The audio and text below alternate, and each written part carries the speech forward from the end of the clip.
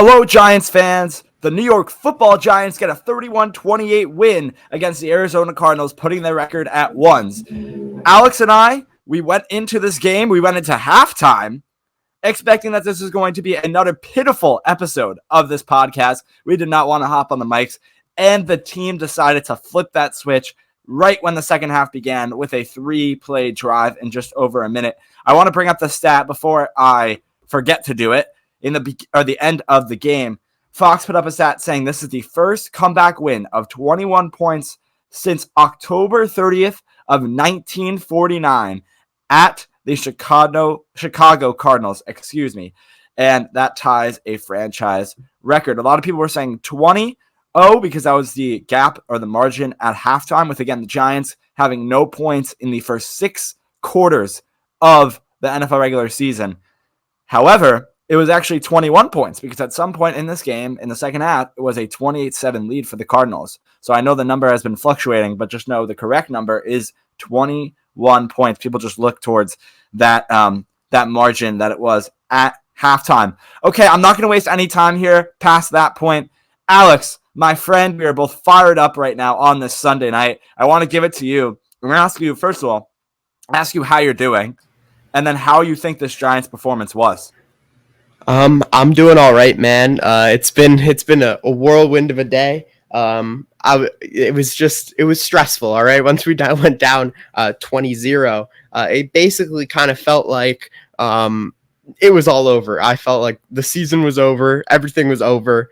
Could I even wake up the next day? I'm not sure. But the Giants, that whatever Dable said at halftime, really, I guess, must have resonated with the guys, because they came out a different team, especially on offense. Obviously, on defense, there were still some shaky moments in the second half, especially in that third quarter. But yeah, on offense, they were just they were fantastic, and I thought, the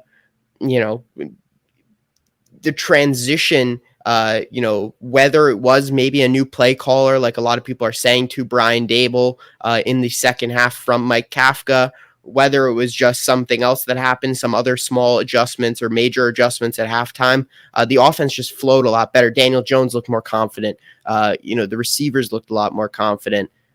So overall, Darren Waller got really, really heavily involved. Saquon Barkley got very heavily involved. Obviously, we're concerned about his injury, and we'll have to wait and see what happens with that. But it just seemed like a lot of the skill players, Daniel Jones, even the offensive line to an extent, just held up a lot better going into the second half. And it just felt like a tale of two teams almost, going from half one to half two.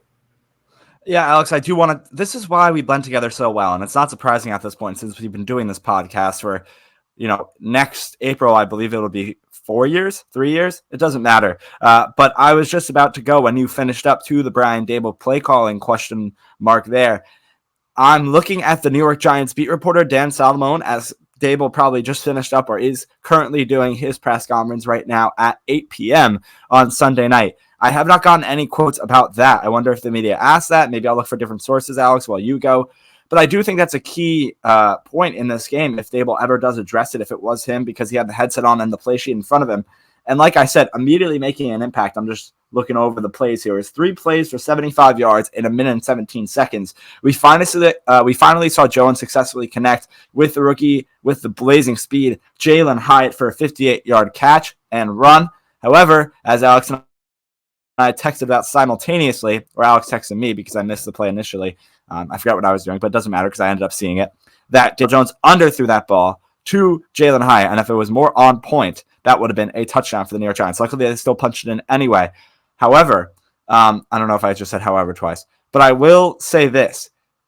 Jalen Hyatt's really fast. We know this, and it's probably really hard for Daniel Jones to time out those routes, especially so deep down the field. So at least they connected, and that's what matters at the end of things, because that got the Giants going. And I do want to credit this Giants team from having absolutely nothing, like we said. 6 quarters, 0 points. And then they come out there, their offense feeds on their defense, vice versa, and the team just goes and absolutely dominates. You saw them hyping up the Giants crowd. That there's a lot of Giants fans in there today that, I saw I think Adam Amon was the play-by-play broadcaster for Fox. He noted on Giants fans making the trip out for this week so they could go to Arizona first and then on Thursday to San Francisco. However it was, maybe a lot of Giants fans live there. There was a lot of fans there, and the Giants were able to get them going once that second half began. And then, like I said, it was 4 drives, 4 touchdowns for the New York Giants before they had that game-winning field goal in the second half. Okay, Alex, that was a rant. I will agree that was a rant, so I'm going to let you take over. Yeah, I mean, I just wanted to kind of focus on a couple of things. I think it really all started, on the defense and offensive line. I guess I'll touch on the defensive line first. In the second half, I felt like they were just getting a lot more pressure on Josh Dobbs. That Cardinals interior front is not the best. I mean, they start Will Hernandez, who us Giants fans know is not very good. So we were able to get some more interior pressure. We got Dexter Lawrence involved, Leonard Williams involved. And I thought with that, there was a lot, less time for Dobbs in the pocket, a lot less comfortable, a lot less time that our corners had to cover some of their more elusive receivers, right? Marquise Brown, Rondale Moore, both of those guys, very elusive, very quick. And then you got some more veteran savvy, type of playmaker in Zach Ertz as well. So they don't got a terrible group, obviously not the biggest names on paper, but in terms of what they bring to the table, definitely some strong player profiles there, at least you can say. And I think that definitely showed today in the game for the Cardinals. But what I would say is, I think on the offensive line, obviously it was tough seeing Ben Bredesen with that pretty scary concussion. Hopefully everything's okay. But once Glowinski came in, it was a little bit shaky, but it kind of felt like he grew into the game, and then the rest of the offensive line grew into the game in that second half. I thought Azudu did not do terrible at left tackle. Obviously, we missed Andrew Thomas pretty, heavily. Evan Neal did not have a great game in terms of penalties, but was a lot better in pass protection. Obviously, wasn't going up against Micah Parsons as much or DeMarcus Lawrence or whoever it might have been on that Cowboys defensive line. And then I thought JMS had a pretty good game, and Bredesen up to that point before he ended up going out had a pretty decent game. Marcus McKeithen, I didn't really get a good look at throughout most of the game. I'd have to go back and look at that. So I'm not going to comment on whether or not his performance was good or bad, but I think that the trenches there, the defense, the offensive line, that's really where it shifted. The first half of the game, the Giants could not block at all in the run game or in pass protection. And then on defense, they just could not get any pressure. Granted, they didn't get a lot of pressure in the second half, but they got a lot more pressure in the second half on Josh Dobbs and that Cardinals offense. We talked about injuries earlier that the Giants had going into this game and then throughout the game as well. The most important one being Saquon Barkley. And for us, I have some post-game breaking news for you listening or watching. It happened hours, if not days ago at this point. Ryan Dunleavy of the New York Post tweeted out a few minutes ago, Saquon Barkley went for x-rays on his ankle after the game, which was, that's where the injury happened. The Cardinals defender, I can't remember his name, landed on that leg and on that ankle. He was in the locker room, almost despondent, which stuck out amid the jubilation, did not do a post-game interview. Not good things to hear, not good things to see, not good things to read as a Giants podcaster and as a Giants fan in general. So, with that being said, Alex, I'm doing rapid fire. Not rapid fire, but I'm doing one of those in the future questions that we don't have. I know we don't have a lot of reports out there. We have no idea what the injury is. Will Saquon Barkley be out in just a few days when the Giants go to San Francisco and play the 49ers on Thursday Night Football? I'd have to imagine so. I would have to guess some sort of ankle sprain, hopefully not a high ankle sprain. I would have to imagine he's going to be out for a few games. Would be my best guess. Hopefully something that won't put him on IR. I think if we can get him back in the next 3 or 4 games, I think that's a positive sign just based off the initial reaction, the initial looks, kind of what we're seeing post game, what we saw, what the play that he got hurt on happened, what we saw in that replay. So yeah, it's going to be a tough one for him. How important Saquon Barkley is. There was one point in the fourth quarter, I believe it was that, not the game winning drive, but the drive that went up to that tied the game at 28. There was a point that Saquon Barkley was out wide and he was getting double covered.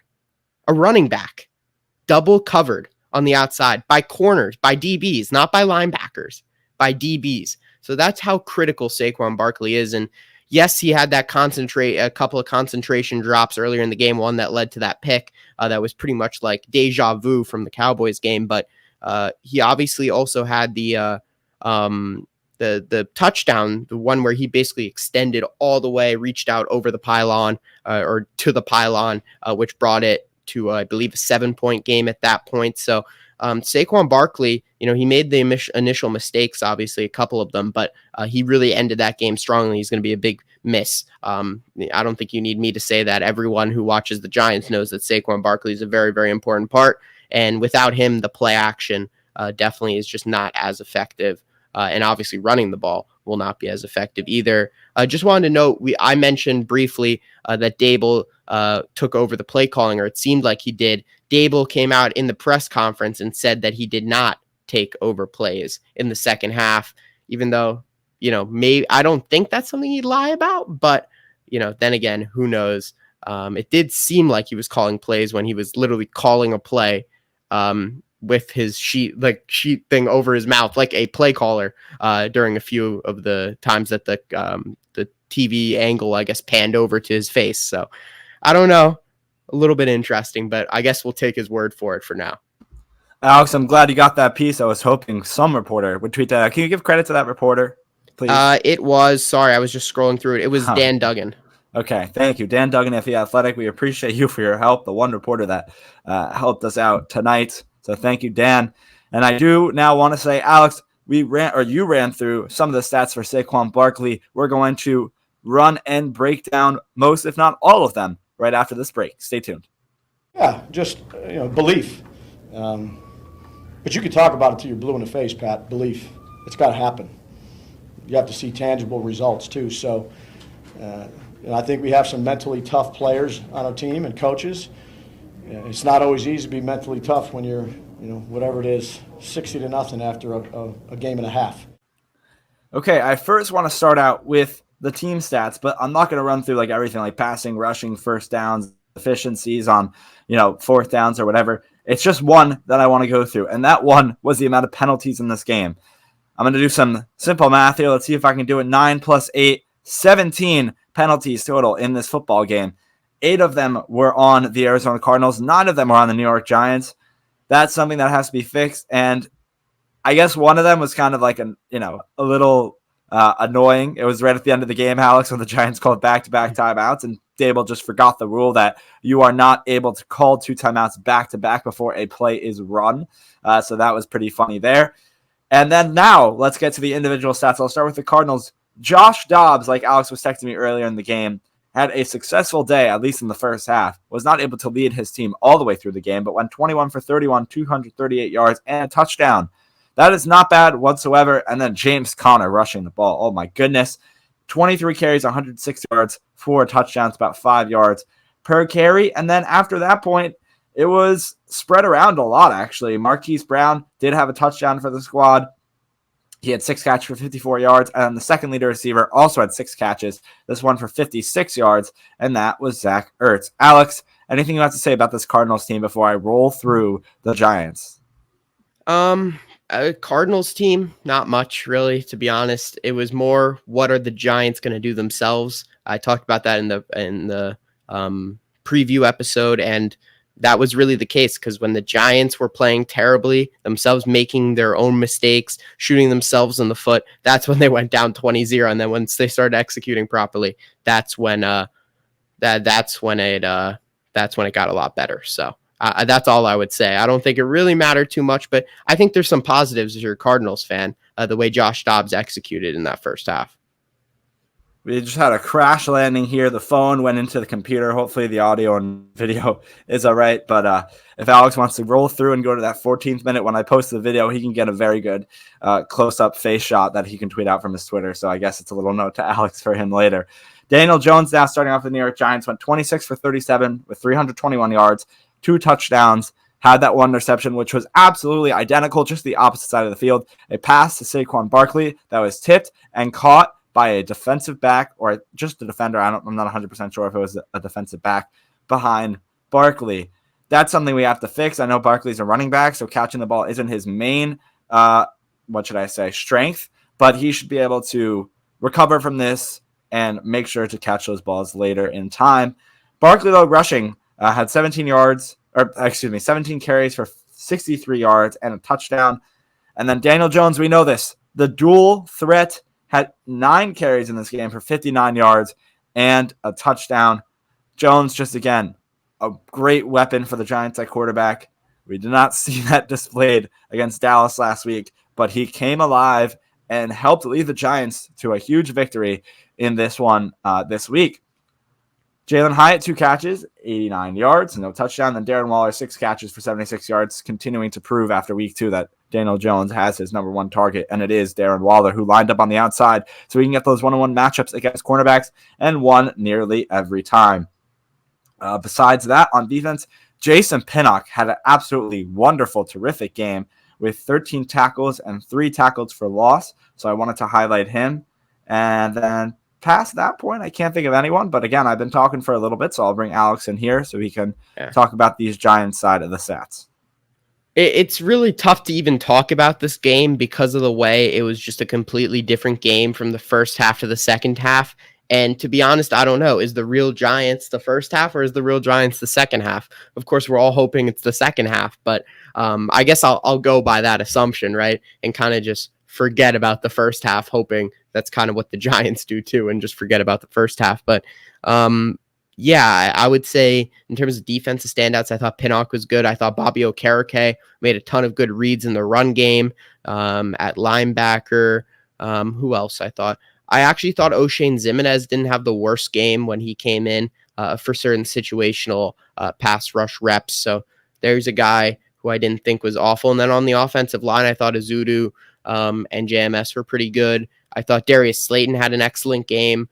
He had a really big block, or a couple of really big blocks that are going to go unnoticed. One on one of those Jones keeper runs, and then also one on a screen pass to, I forget the player, that got basically to a first down. So shout out to him. He also had obviously a couple of big plays in the passing game as well, so to move the chains. So overall, he's kind of a guy stand out the receiver. And then Darren Waller, just a huge chain mover on those third downs for the Giants, and they wouldn't have won the game without him. Jalen Hyatt, like you mentioned, those 2 deep balls. So overall, I think the skill players in general had a pretty decent showing in the second half, and Jones was able to find them accurately. Yes, and thank the heavens that Daniel Jones was able to use Jalen Hyatt, and the Giants were able to use Jalen Hyatt for what he is known for, and that is his speed and deep threat, deep threat ability, I can say, as a wide receiver. To be fair, though, that second catch, that was a contested catch, right? He's one-on-one. It's a jump ball type situation. He went up, he got it down, he caught it successfully. So, yeah, I mean, that's a facet to his game that we weren't really sure if he had. And, he did prove it in that scenario. Granted, it was against a rookie 7th-round corner, whoever it was, but yeah, still. I want to go to now one more thing that I have, and that it was the ESPN win probability. In the beginning of the third quarter, when it was a 1st and 10 at the Giants 25, and Daniel Jones completed a short pass over the middle to Darren Waller to go to the Giants 34 for a 9-yard pass, the win probability was 96.3% towards the Cardinals. The Giants, they messed with the artificial intelligence today of ESPN's win probability, and they messed with the heads of Giants fans. We were absolutely losing our minds with negative thoughts in the beginning of this game in the first half. We thought that this team is not going to win a single football game this year, let alone score a single point. They proved us wrong, and we have to hope they give this effort that they did in the second half, not the first, when they play on Thursday Night Football under the lights in San Francisco against the 49ers. Alex, you have any final thoughts before we wrap this one up? I think this was a critical win. I think a very, very important win, especially going into San Francisco next week or this, short week, whatever it is. This next week. Yeah, it's next week. It's Sunday or it's this week, depending on what day you say. All right, I'm skipping that part. Yeah, I'm happy with the win. It was not how I wanted it to happen. If they played like the second half the entire game, that obviously would have been more ideal. But it's more important what the end result is, and now we have the momentum coming out of it. Saquon Barkley injury is a bummer, but to be completely honest, We needed that win, so Saquon Barkley had to be pivotal. And if that meant, risking him a little bit, that is what it is, unfortunately. And injuries are part of the game, and it's really, really tough to see him go down because he's been so pivotal. But some of the other guys, Eric Gray, what else? Matt Breida are going to have to step up. If it's a more of a long-term thing, the Giants may have to look into free agency and see if there's someone there as well. So all things considered, a good result, right? A win is a win in the NFL, no matter who the opposition is. These are all professional football players, no matter how poor we might think they are. But yeah, overall, I'm happy with the win. Concerned about the Barkley injury, but I think we just got to move on. Hopefully Andrew Thomas returns on Thursday against the 49ers, because that would be a big win for the Giants before even the first ball is snapped. Yes, very critical that Andrew Thomas returns by Thursday. We very much hope, because this 49ers defensive line, these 49er linebackers, they are coming for Daniel Jones, and it is going to be a battle. I don't know what else to say after that, because I'm so confused, Alex. This team lost 40-0 in the first week of the season. They were down 20-0 at halftime, and now they come back against the Arizona Cardinals and are 31-28 victors. I know I have nothing to say, but I will have more to say about this game when we record our preview episode. When are we going to let you get the live on air talk? Are we thinking of a Tuesday night recording, release Wednesday morning? Yeah, I'm thinking that. Yeah, let's Okay. do that. Yeah. So a Thursday night recording. Get ready for Giant Take back in action. Tuesday night. You said Thursday. We're releasing it. Oh. Get ready for a Giant Take podcast in just a couple days, as we will be right back here on the mic and headsets for a Thursday night football preview on a Wednesday. Pretty weird. Ugh, disgusting. Middle of the week, though, I think we'll be no, because we're recording Tuesday night, so we'll still be in the first half of classes. When do you, as a college student, Alex, I know this has only been, you're going into week 2 of classes, if I'm not mistaken, week 3. I don't even ask me now. It feels like it's been a lot longer. You're 2, I think. Okay, you're going into week 2.5. Yeah, 2.5. Oh, because you start in the middle of the week as well. Yeah, so the week 3, but 2 full weeks. There you go. So when is it that your brain turns to, all right, we are almost there and we're done? Because for me in high school, it was on Fridays, 100% on Fridays. Now for me, it's Thursday nights because I have one class on Fridays. So by the time Thursday night rolls around, I'm like, oh, I only got one class tomorrow to knock out and we're in the weekend.